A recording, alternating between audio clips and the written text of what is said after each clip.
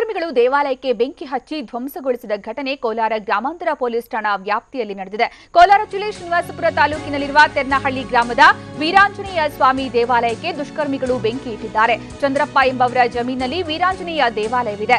ಜಮೀನು ವಿವಾದ ಹಿನ್ನೆಲೆಯಲ್ಲಿ ಬೆಂಕಿ ಇಡಲಾಗಿದೆ ಅನ್ನುವಂತಹ ಶಂಕೆ ವ್ಯಕ್ತವಾಗಿದೆ.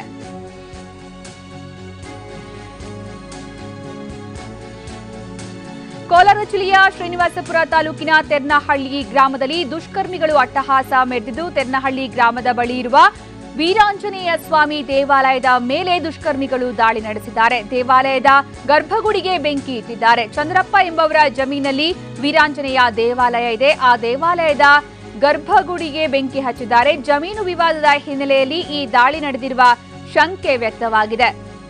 ಕೋಲಾರ ಗ್ರಾಮಾಂತರ ಪೊಲೀಸ್ ಠಾಣಾ ವ್ಯಾಪ್ತಿಯಲ್ಲಿ ಈ ಘಟನೆ ನಡೆದಿದೆ. ನಾವೀಗ ದೃಶ್ಯದಲ್ಲಿ ನೋಡಬಹುದು ದೇವಾಲಯದ ಮೇಲೆ ಯಾವ ರೀತಿ ದುಷ್ಕರ್ಮಿಗಳು ದಾಳಿ ನಡೆಸಿದ್ದಾರೆ, ಬೆಂಕಿ ಹಚ್ಚಿ ಯಾವ ರೀತಿಯ ಒಂದು ಅವಾಂತರ ಸೃಷ್ಟಿ ಮಾಡಿದ್ದಾರೆ ಅನ್ನುವಂತಹ ವಿಚಾರ. ಕೋಲಾರ ಜಿಲ್ಲೆಯ ಶ್ರೀನಿವಾಸಪುರ ತಾಲೂಕು ತೆರ್ನಹಳ್ಳಿ ಗ್ರಾಮದಲ್ಲಿರುವಂತಹ ಶ್ರೀ ವೀರಾಂಜನೇಯ ಸ್ವಾಮಿ ದೇವಾಲಯದಲ್ಲಿ ಈ ರೀತಿಯ ಒಂದು ಕೃತ್ಯ ನಡೆದಿದೆ. ಜಮೀನು ವಿವಾದವೇ ಇದಕ್ಕೆ ಕಾರಣ ಅಂತ ಕೂಡ ಹೇಳಲಾಗ್ತದೆ. ಯಾಕಂತಂದ್ರೆ ಈ ದೇವಾಲಯ ಇರೋದು ಚಂದ್ರಪ್ಪ ಅವರಿಗೆ ಸೇರಿದಂತಹ ಜಮೀನಲ್ಲಿ, ಮತ್ತೆ ಆ ಜಮೀನಿಗೆ ಸಂಬಂಧಪಟ್ಟಂತೆ ಅಲ್ಲಿ ಇರುವಂತಹ ಜನರ ಮಧ್ಯೆ ಸಾಕಷ್ಟು ವೈಮನಸ್ಯ ಇತ್ತು, ಗಲಾಟೆ ನಡೀತಾ ಇತ್ತು ಅನ್ನುವಂತಹ ಮಾಹಿತಿ ಇದೆ. ಹೀಗಾಗಿ ಈ ಒಂದು ವೈಮನಸ್ಯವೇ, ಈ ಒಂದು ವಿವಾದವೇ ಈ ರೀತಿ ದೇವಾಲಯದ ಗರ್ಭಗುಡಿಗೆ ಬೆಂಕಿ ಇಡುವಂತಹ ಪ್ರಕರಣಕ್ಕೆ ಕಾರಣ ಆಯಿತು ಅಂತ ಕೂಡ ಮೂಲಗಳು ಹೇಳ್ತಾ ಇವೆ. ಈ ಬಗ್ಗೆ ಹೆಚ್ಚಿನ ಮಾಹಿತಿ ನೀಡ್ತಾರೆ ನಮ್ಮ ಪ್ರತಿನಿಧಿ ರಾಜೇಂದ್ರ. ದೇವಾಲಯದ ಗರ್ಭಗುಡಿಗೆ ಬೆಂಕಿ ಇಡುವಂತಹ ದುಸ್ಸಾಹಸಕ್ಕೆ ಯಾಕೆ ಅಲ್ಲಿ ದುಷ್ಕರ್ಮಿಗಳು ಮುಂದಾದ್ರು, ಏನ್ ಕಾರಣ ಇದಕ್ಕೆ?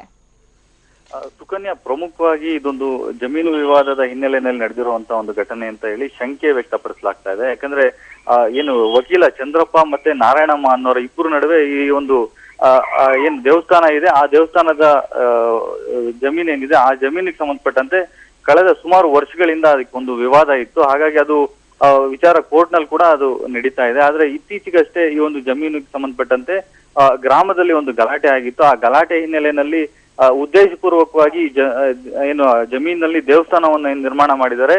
ದೇವಸ್ಥಾನವನ್ನ ನಿರ್ಮಾಣ ಮಾಡುವ ಮೂಲಕ ಈ ಒಂದು ಜಮೀನನ್ನ ಅವರು ಪಡೆಯೋದಿಕ್ಕೆ ಮುಂದಾಗ್ತಾ ಇದ್ದಾರೆ ವಕೀಲ ಚಂದ್ರಪ್ಪ ಅನ್ನೋ ನಿಟ್ಟಿನಲ್ಲಿ. ದೇವಸ್ಥಾನವನ್ನೇ ಧ್ವಂಸ ಮಾಡ್ತೀವಿ ಅಂತ ಹೇಳಿ ಈಗಾಗಲೇ ಏನು ಗ್ರಾಮದಲ್ಲಿ ಗಲಾಟೆ ಆಗಿತ್ತು. ಈ ಸಂದರ್ಭದಲ್ಲಿ ಅವರು ನಾರಾಯಣಮ್ಮ ಮತ್ತೆ ಅವರ ಬೆಂಬಲಿಗರು ಒಂದು ಧಮಕಿಯನ್ನ ಹಾಕಿರ್ತಾರೆ. ಅದಕ್ಕೆ ಸಂಬಂಧಪಟ್ಟಂತೆ ಈ ಒಂದು ಕೃತ್ಯವನ್ನ ಮಾಡಿದ್ದಾರೆ ಅನ್ನೋ ಒಂದು ಶಂಕೆ ಏನು ವಕೀಲ ಚಂದ್ರಪ್ಪ ಅವ್ರದ್ದು.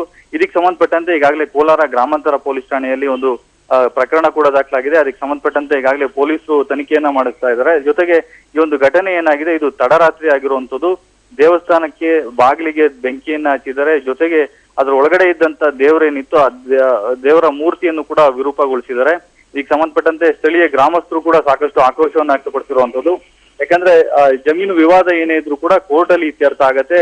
ಇದು ಧಾರ್ಮಿಕ ಭಾವನೆಗಳಿಗೆ ಅಡ್ಡಿಪಡಿಸುವಂತದ್ದು ಮತ್ತೆ ಧಕ್ಕೆ ತರುವಂತ ಒಂದು ಕೃತ್ಯ ಏನಾಗಿದೆ.